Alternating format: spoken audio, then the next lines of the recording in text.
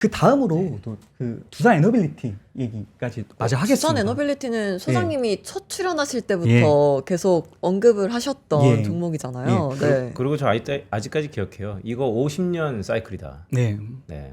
1978년 이후에 미국이 50년 만에 원전을 짓기 시작한다. 이게 단순한 흐름이 아니다. 그렇기 때문에 앞으로 20년, 30년 꾸준히 끌고 갈 가능성에 대해 기대감을 갖고 있다라고 보여지고 있고,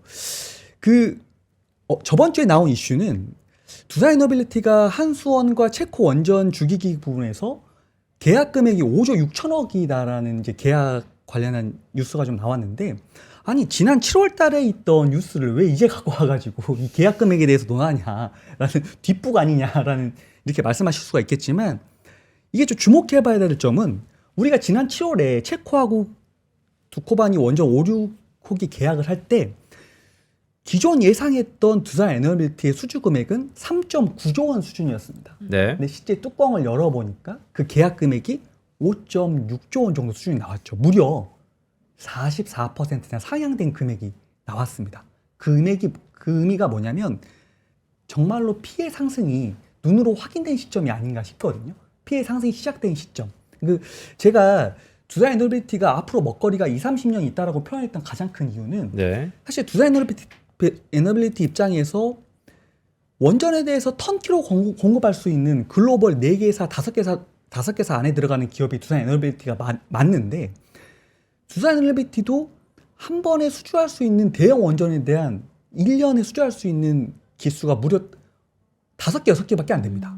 5개, 6개. 그렇기 때문에 실질적으로 두산 에너빌리티의 여기서 더 업사이드를 기대하려면 피해 상승이 있어야 되거든요. 네. 가격의 상승이 있어야 되는데 그 가격의 상승이 이제 드디어 시작이 됐고 그게 눈으로 확인되기 시작했다라고 좀 보여집니다. 우리 네.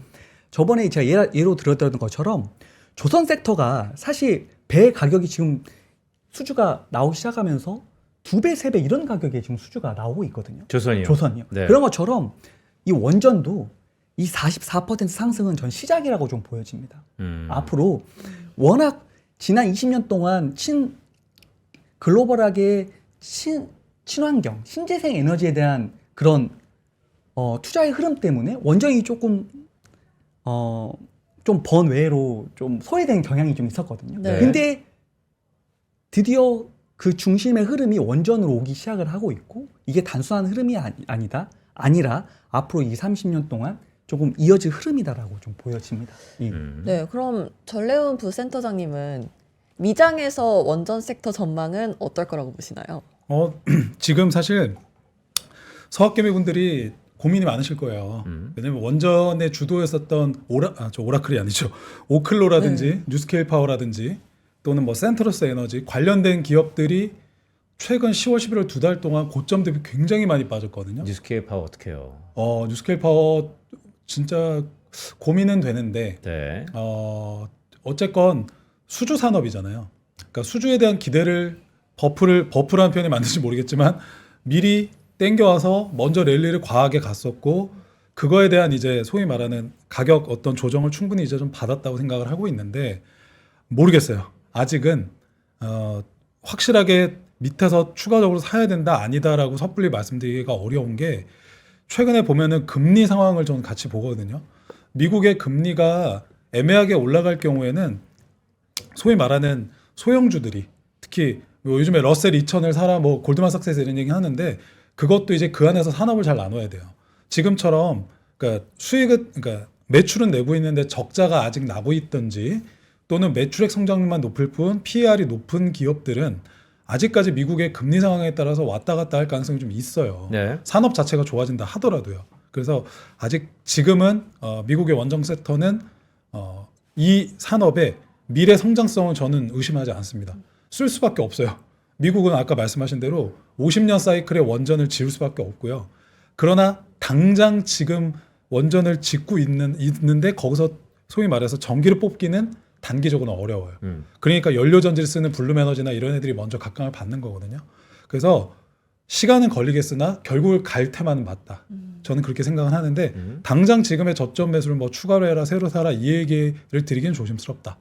그 정도 정리해드릴게요. 그거는 제가 김혜훈 소장님께 이렇게 한번 여쭤볼게요. 지금 뭐 완전히 향후 먹거리 테마라고 생각하는 사람들은 10명 중에 10명이 다 동의하는 것 같아요. 근데 이제 다 주가는과 시간과의 싸움이니까.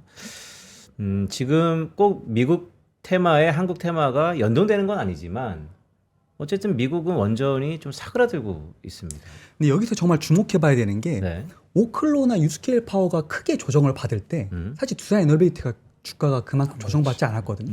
여기서 근데 이게 왜 그랬을까를 좀 고민을 해봐야 돼요. 네. 그러니까 제가 이제 반도체 섹터를 얘기하면서 낙수 효과를 주목하라고 여러 번 얘기를 했지만